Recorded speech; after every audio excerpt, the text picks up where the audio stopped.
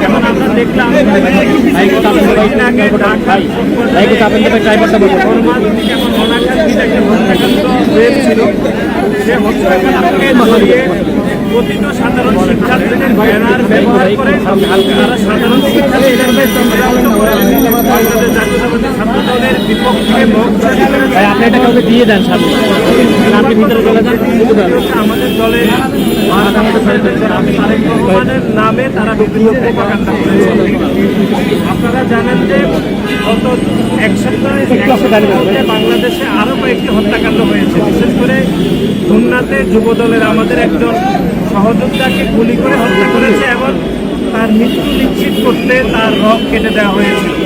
এবং তারও 2 দিন পূর্বে আপনারা দেখেছেন কুমিল্লাতে একই পরিবারের 3 জনকে মদ তৈরি করে হত্যাকাণ্ডের শিকার হতে হয়েছে। এবং আমরা দেখেছি হত্যারত অবস্থায় একজন মুয়াজ্জিনকে তারা হত্যার অপচেষ্টা করেছে। আপনি দেখবেন হত্যাকাণ্ড হয়েছে গত 1 সপ্তাহ। 4টি হত্যাকাণ্ড নিয়ে কোনো শিক্ষার্থীদেরকে তারা বিভ্রান্ত করে নাই।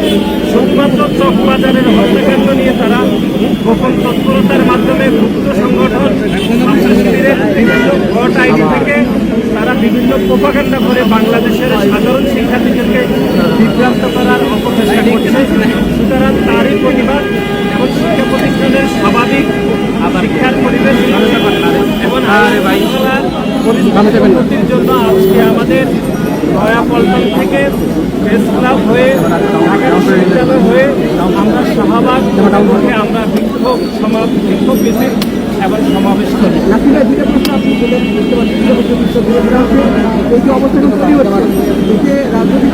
আরো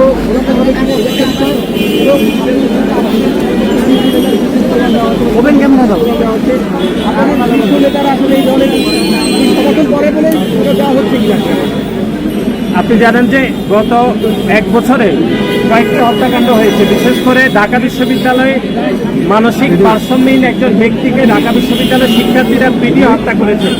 তার দায়িত্ব তো ঢাকা বিশ্ববিদ্যালয়ের মাননীয় উপাচার্য মাননীয় প্রক্টরকে নিতে হয়নি। আমরা দেখেছি ঢাকা বিশ্ববিদ্যালয়ের সংলগ্ন এলাকাতে ঢাকা বিশ্ববিদ্যালয়ের মেধাবী শিক্ষার্থী শাহরিয়ার আলম সাম্যকে হত্যা করা হয়েছে। তার দায়িত্ব তো ঢাকা বিশ্ববিদ্যালয়ের মাননীয় প্রক্টর মাননীয় উপাচার্য নেয়নি। এবং আপনি দেখেছেন যে বেসরকারি বিশ্ববিদ্যালয়ের শিক্ষার্থী পারভেজকেও বৈষম্যবিরোধী ছাত্র আন্দোলনের প্রকাশ্যে কুপিয়ে হত্যা করেছে। তার দায়িত্ব কিন্তু বৈষম্যবিরোধী ছাত্র আন্দোলনের নেতৃত্ব নেয়নি। সুতরাং কোনো হত্যাকাণ্ডের দায়িত্ব যেহেতু কোনো শীর্ষ নেতাকে শীর্ষ অভিভাবককে নিতে হয়নি, কিন্তু আমরা দেখেছি চকবাজারের যে হত্যাকাণ্ড হয়েছে সে হত্যাকাণ্ডের দায়িত্ব রাজনৈতিক উদ্দেশ্য প্রণোদিতভাবে আমাদের দলের ভারপ্রাপ্ত চেয়ারম্যানকে অনিচ্ছাকৃতভাবে এবং রাজনৈতিক উদ্দেশ্য হাসিলের জন্য ওনাকে টেনে নেওয়া হয়েছে। আমরা মনে করছি যে গণপ্রজাতন্ত্রী বাংলাদেশ সরকারের প্রধান উপদেষ্টা সহিত আমাদের দলের ভারপ্রাপ্ত চেয়ারম্যান জনাব তারেক রহমানের যে একটি ঐতিহাসিক বৈঠকের পরে বাংলাদেশের রাজনৈতিক পরিস্থিতি যখনই একটি সুবাতাস বইছে এবং বাংলাদেশের মানুষের অভিভাবক হিসাবে বাংলাদেশ জাতীয়তাবাদী দলের ভারপ্রাপ্ত চেয়ারম্যান জনাব তারেক রহমান যখন অত্যন্ত আস্থাশীল জায়গায় রয়েছে, ঠিক তখনই গোপন সংগঠনের সন্ত্রাসীরা এবং বিশেষ করে জামাতের কিছু নেতাকর্মীরা আমাদের দলের ভারপ্রাপ্ত চেয়ারম্যানের প্রতি ঈর্ষান্বিত হয়ে তারা বিভিন্ন প্রোপাগান্ডা করছে এবং বাংলাদেশের সাধারণ শিক্ষার্থীদেরকে তারা বিভ্রান্ত করে বিভিন্ন স্লোগান দিচ্ছে। আমরা মনে করছি যে খুলনার ঘটনা নিয়ে তো সাধারণ শিক্ষার্থীরা কোনো স্লোগান দেয়নি, কুমিল্লার হত্যাকাণ্ড নিয়ে তো কোনো স্লোগান দেয়নি। আমরা সাতপুরে যেরকম একদম নৃশংস ঘটনা ঘটেছে, ইমামকে কুপিয়ে হত্যার চেষ্টা করা হয়েছিল, সেখানেও তো সাধারণ শিক্ষার্থীরা কোনো ধরনের স্লোগান দেয়নি। সুতরাং চকবাজারের ঘটনায় স্লোগান দেওয়ার উদ্দেশ্যই হলো রাজনৈতিক উদ্দেশ্য হাসিল এবং এটি গোপন সংগঠনের নেতাকর্মীরা বাংলাদেশ